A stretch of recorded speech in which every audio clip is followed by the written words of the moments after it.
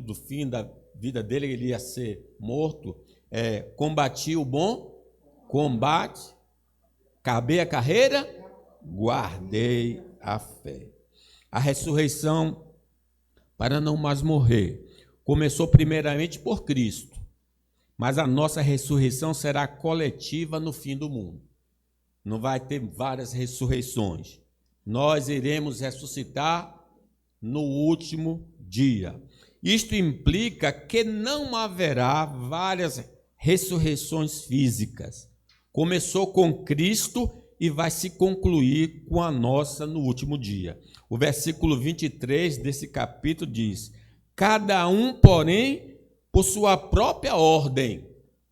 Cristo, as primícias, depois os que são de Cristo na sua vinda. Esta é a ordem da ressurreição.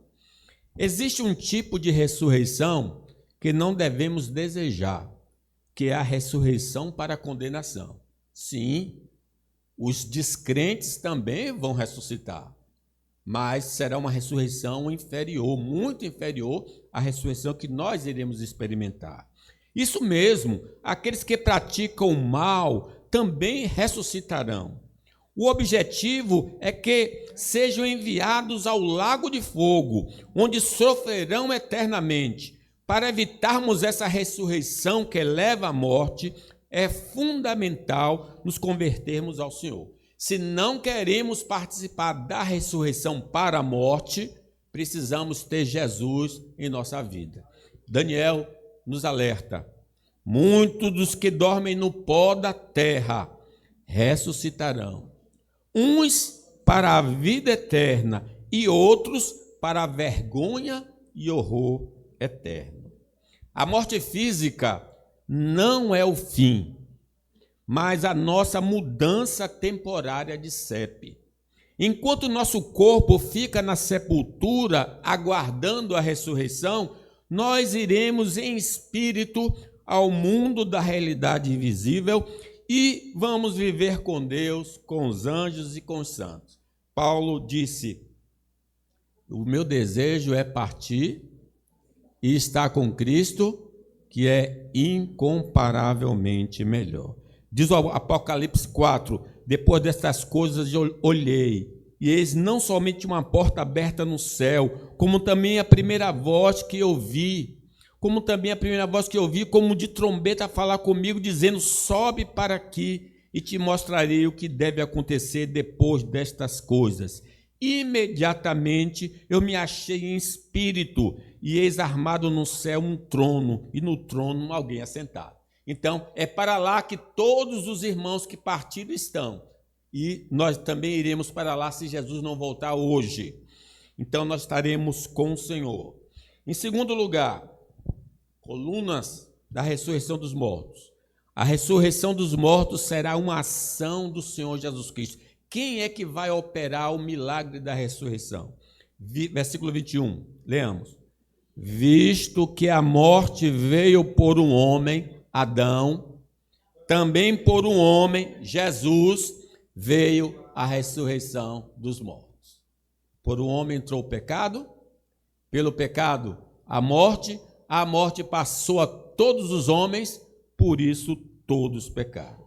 A morte se tornou uma realidade para a humanidade depois que nossos primeiros pais desobedeceram a Deus no jardim do Éden. Então, quando é que começou a morte cruzar o nosso caminho?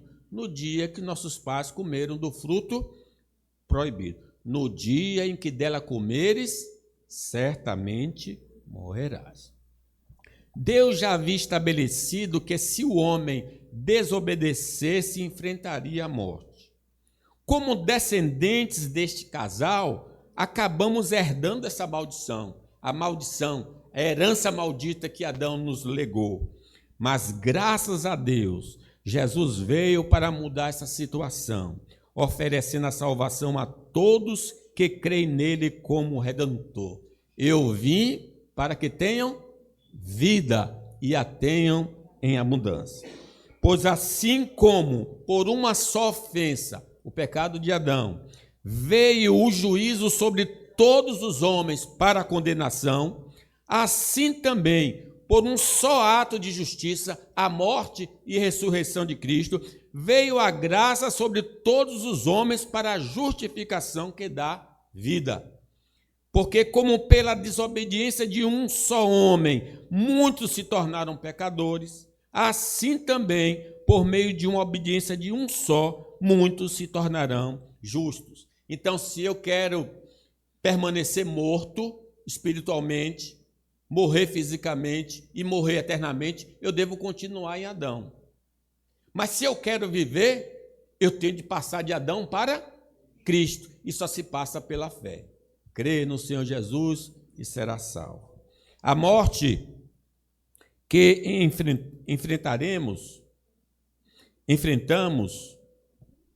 como pecadores é algo muito profundo.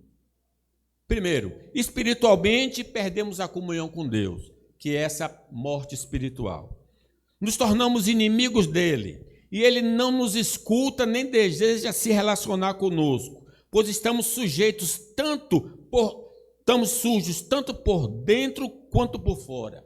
O pecado lameou a nossa vida. Nós estamos sujos diante de Deus.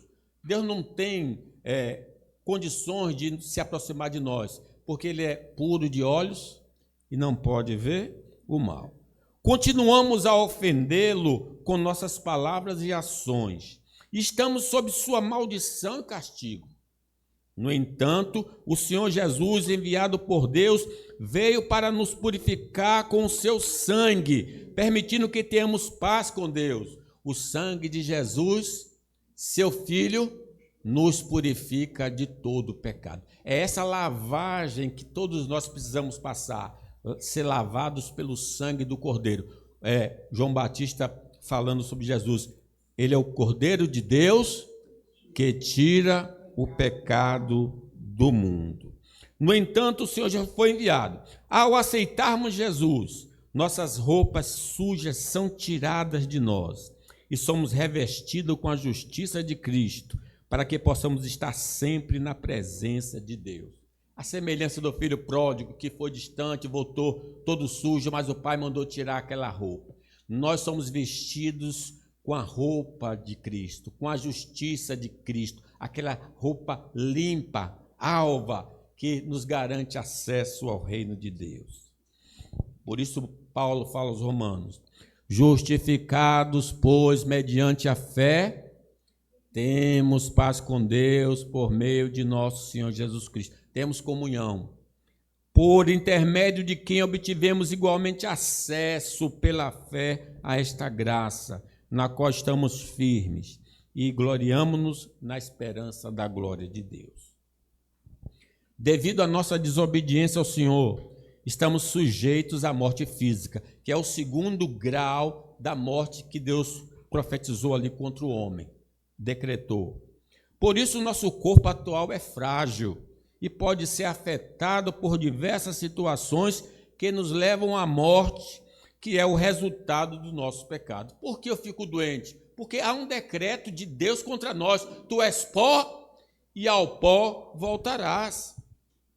Mesmo que consigamos viver sem doenças graves, o envelhecimento e a morte são inevitáveis, pois a palavra de Deus é verdadeira. Tu és pó e ao pó voltarás. No entanto, graças a Cristo, essa realidade pode ser transformada.